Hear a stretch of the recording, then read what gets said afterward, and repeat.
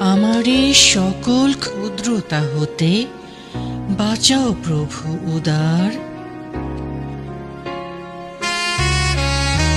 হে প্রভু, শেখাও নিচু তার চেয়ে নিচু পাপ নাহি আর।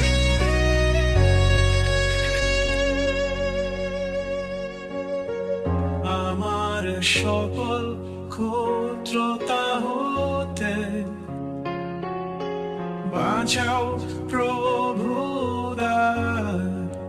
হে প্রভু, শেখাও নিজ তার চেয়ে নিজ পাপ নাহি আর।